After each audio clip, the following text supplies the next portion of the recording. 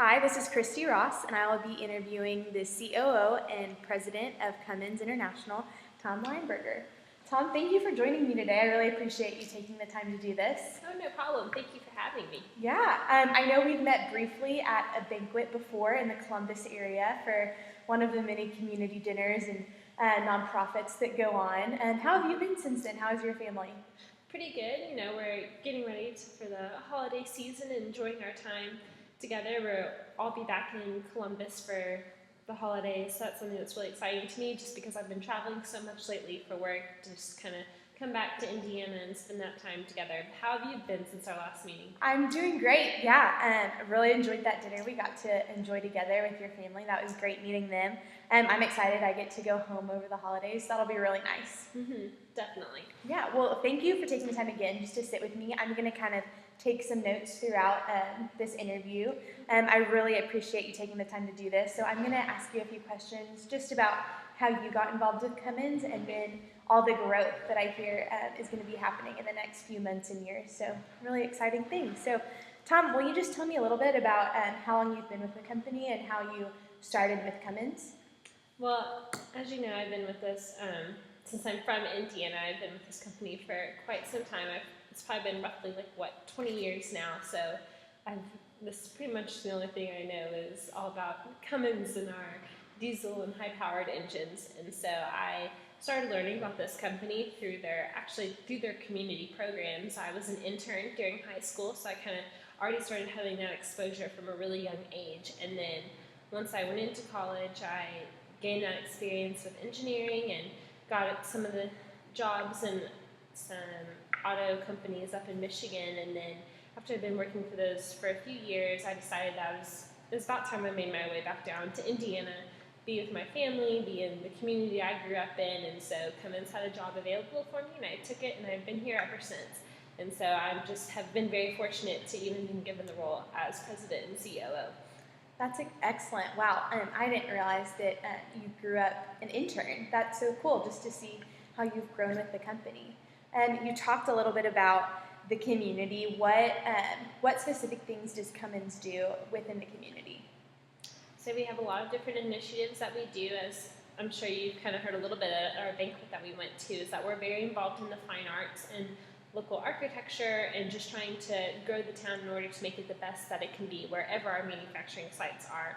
And so one way that we're trying to communicate those needs and make the area more attractive to our employees is just really getting engrossed in every single level that we can. And so it's been very beneficial to our company because we're able to draw in employees from all across the country. So we have all this great talent coming in and all these new changes happening and all the support, and it's all just because of the impacts that we've made to Columbus, Indiana, and wherever our other facilities may be. One specific change that we've made is the CEC, which is our Education Coalition. Through this, we've been able to really make an impact on students who otherwise may not have even had the possibility of going on to college, and so we've raised the education level so much in Columbus, and I think that's truly what's benefited our company in the long term. Like I mentioned, I was an intern, and so I've already had that exposure for so long, and so Cummins just felt like a natural fit. And so I think this is how we're able to get great talent who have already heard our name and who just want to come back to their hometown and work for us. That's so exciting. Do you get a lot of people coming back through the programs like you did yourself? I would definitely say so, and if not, then we have some very great contacts, and we've led them to become great employees at other companies, and so that definitely benefits us too, is just going to have that great networking around the world. So definitely benefit either way. That's awesome. So you talked about networking all around the world. Are there current Cummins plants not in the United States? Yes, just as I'm sure you've heard, a lot of other companies around the world have been really trying to branch out internationally because of cheaper costs or any other involvement from the government and that sort of thing. And so that's really important for us in order to even remain competitive, is to go out and try to expand internationally. So we have some sites in Daventry, England, and Pune, India as of now, but we're actually looking to further expand for a new hedgehog line, and so that's another area where we'll definitely be growing either internationally or domestically. That's so exciting. Let's talk a little bit more about that growth of the Hedgehog line. I know it's a diesel engine, and it's one of your new engine models. Where are you thinking about putting the new manufacturing plant? I would, as of now, say that I think we're going to really look in the United States for that, specifically in Seymour, Indiana. Okay. That's really the big name that we have in mind. As I was talking about, we have so much international growth at the moment, but it's really important for Cummins to maintain that balance of domestic versus international, just because we think that domestically that's how we're able to uphold our company culture and our values to the highest extent. And so we thought that it was a great time to come back to Indiana and grow this great state even further. And so one change that we really wanted to make with that was that we have so many older products being produced in the state, and if we could bring in this new modern technology, we really think that can benefit the economy overall. That's great. How exciting for our local community. Now, I know Seymour is about 20 miles, 20 minutes or so outside of Columbus. Is that right? Yes, that's right. Okay, great. And the culture's a little different there, right? It's like an older community. How are you planning on incorporating the CEC there and doing some of the same things you've done in Columbus? That's a great question, Christy. We're definitely going to have to look at it a little differently, just because it is not the same town as Columbus, but we're hoping that we can keep a lot of these similar initiatives in order to make it a true success. And so we're going to bring in some of the ideas like the CEC and some of our other fine arts initiatives just to help this community grow. But I think once we're really implemented into the community, we have our site up and running, that we'll be able to see what the true needs of this community are. And so I think from there we'll be able to make some great changes for sure. But we'll have the local government support and the state government support as we do with Columbus. Right, that's awesome. So you said there are sites overseas, internationally. Were those considerations for the new Hedgehog line as well?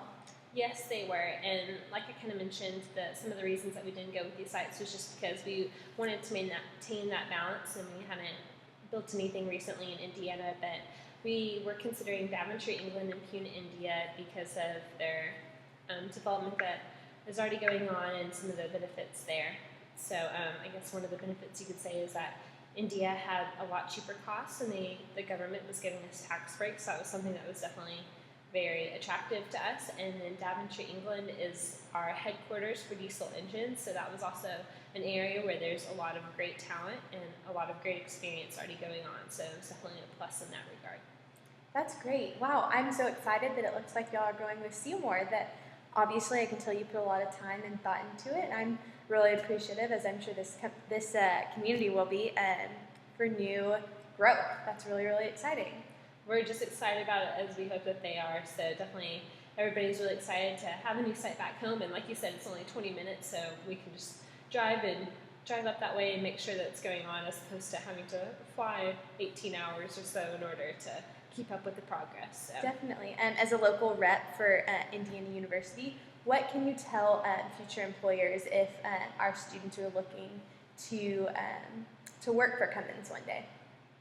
I would say that future employees just really need to take each opportunity as it's given.